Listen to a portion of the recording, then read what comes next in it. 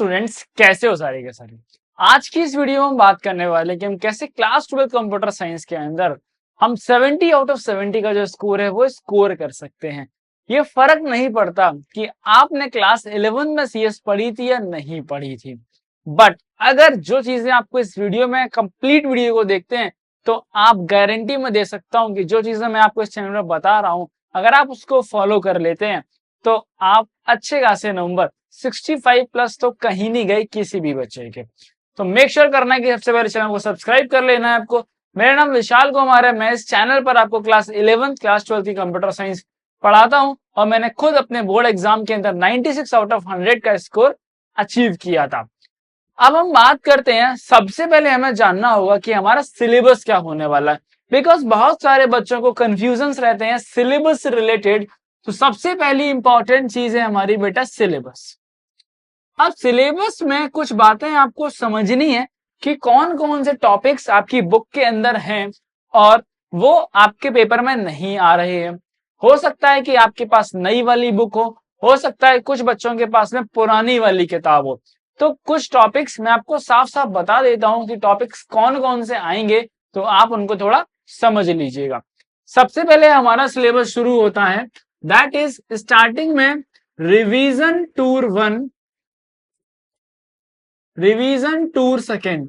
ये दो चैप्टर हैं जो कि आपको सुमिता अरोड़ा के अंदर देखने के लिए मिलते हैं।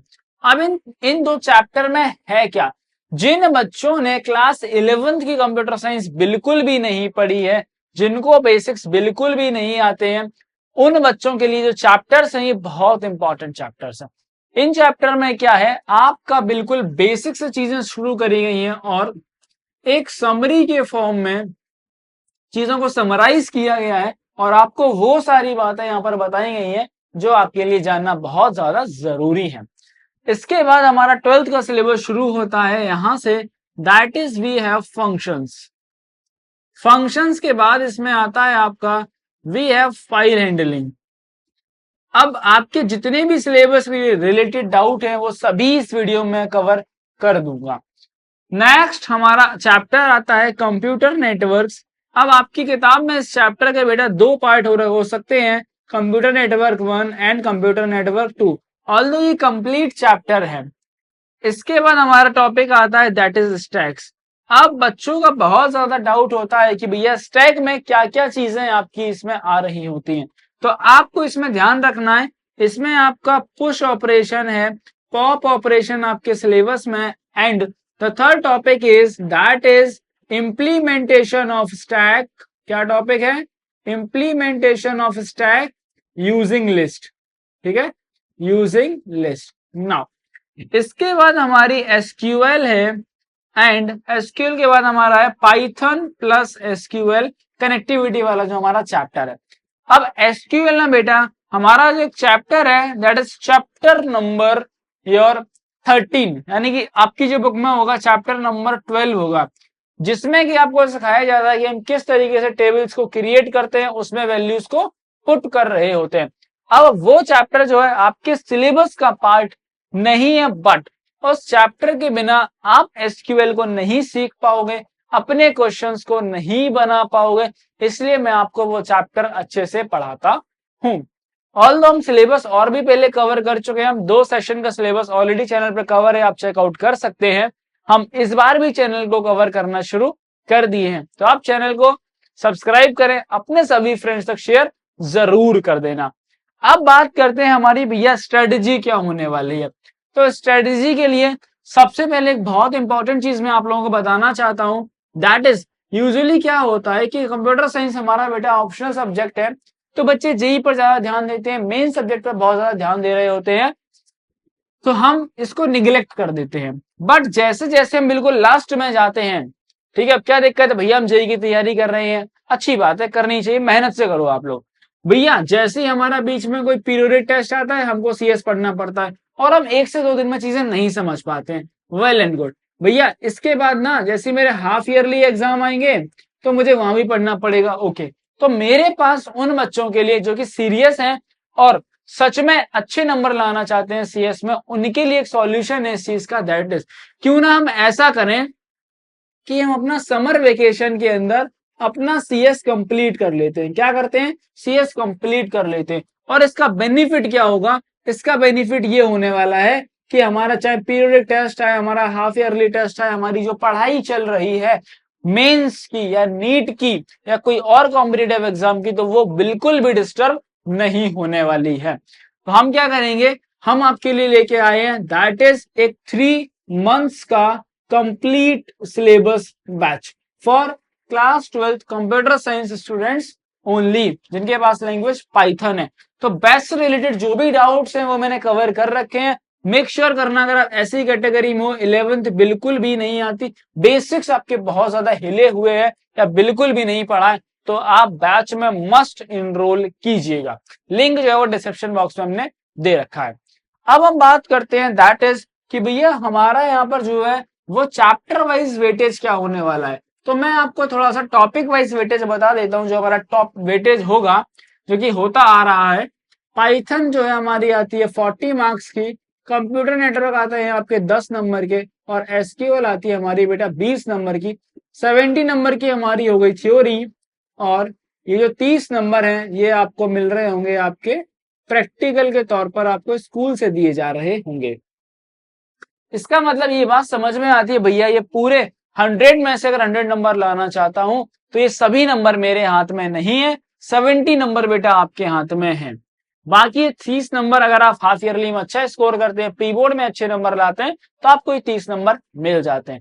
30 मार्क्स के डिस्ट्रीब्यूशन में हम कभी दूसरी वीडियो में बात करेंगे। आज हम बात कर लेते हैं अपनी स्ट्रेटेजी के बारे में। सबसे पहले आपको क्या करना है, आपको अगर बेसिक्स आपके वीक हैं, ठीक है, या भैया अगर हम पढ़ना शुरू करें तो कहां से पढ़ना शुरू करें, अभी हमें ध्यान देना है दैट इज लॉजिक बिल्डिंग पर ध्यान देना है। किस चीज पर? लॉजिक बिल्डिंग पर ध्यान देना है।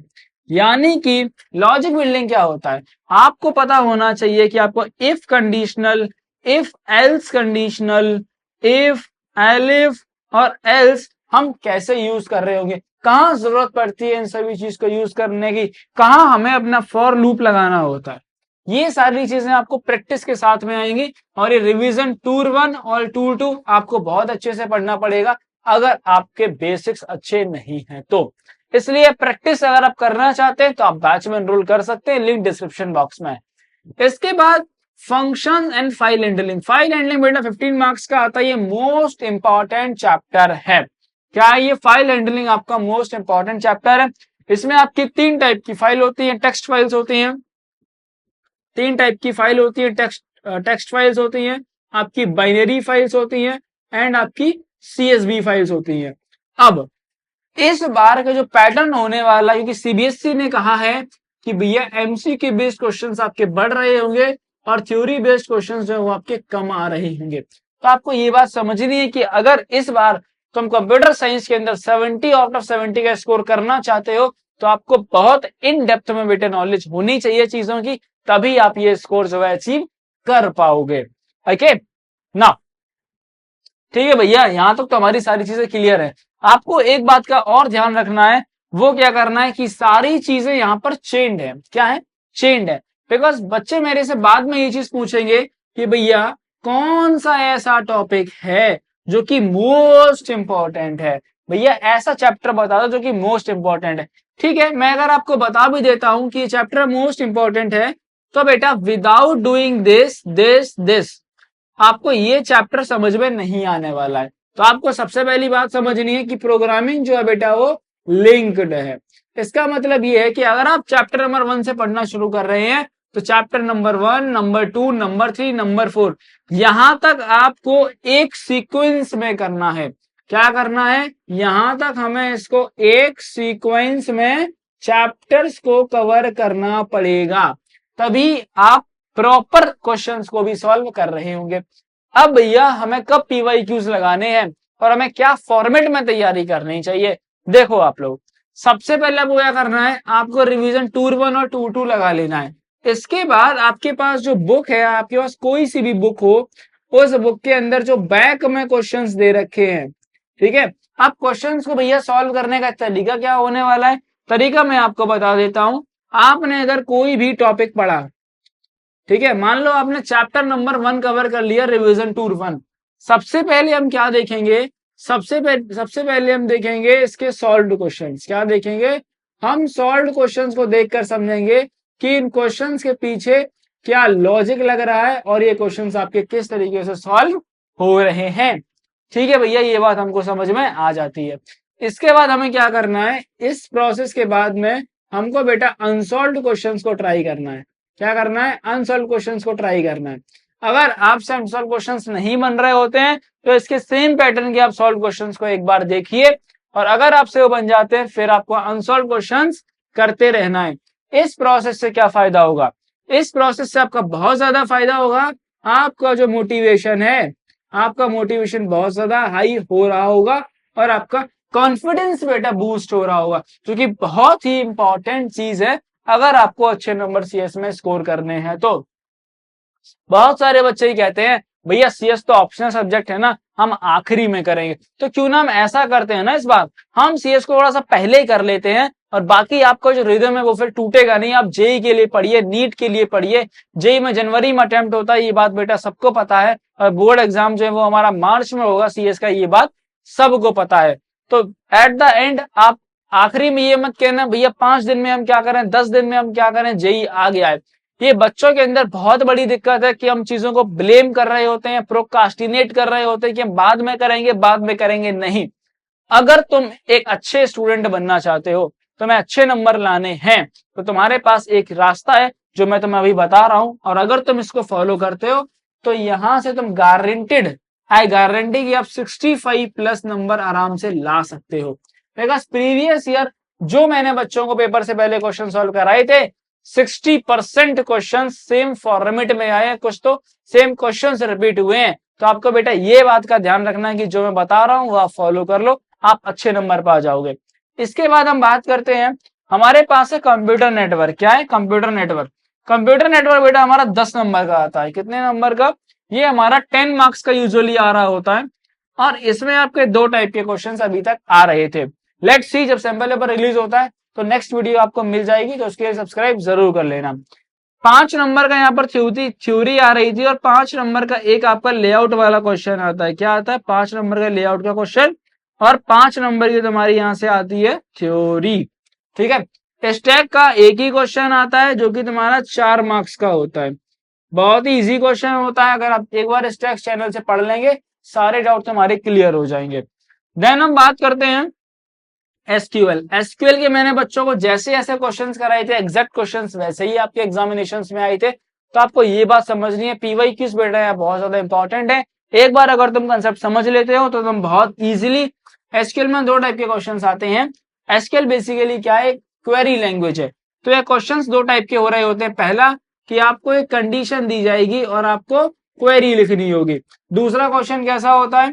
दूसरा क्वेश्चन होता है बेटा कि आपको क्वेरी दी जा रही है और आपको इसका आउटपुट निकालना होगा। तो अगर आप कुछ क्वेश्चंस की प्रैक्टिस कर रहे हैं तो आप इजीली इन क्वेश्चंस को भी सॉल्व कर पा रहे होंगे। तो ये थी हमारी क्लास 12 कंप्यूटर साइंस की स्ट्रेटेजी वीडियो। और अगर आप लोग भी बैच में एनरोल करना चाहते हैं तो लिंक डिस्क्रिप्शन बॉक्स में, आप बैच में एनरोल कर सकते हैं। और अगर आप बैच में एनरोल नहीं कर रहे हैं, कोई इश्यूज नहीं, हमारी जो फ्री प्लेलिस्ट चल रही है आप उसको फॉलो कर लीजिए, आप फिर भी बहुत अच्छे नंबर बेटा स्कोर कर सकते हैं। तो मिलेंगे आप लोगों से हम नेक्स्ट वीडियो के साथ में, तब तक के लिए इस वीडियो को लाइक करना, साथ में अपने सभी फ्रेंड्स तक शेयर कर देना, और चैनल को सब्सक्राइब किए मत जाना, बिकॉज जब भी सैंपल पेपर आएगा तो आपको एक proper analysis for the CS examination इसी चैनल पर मिल रहा होगा।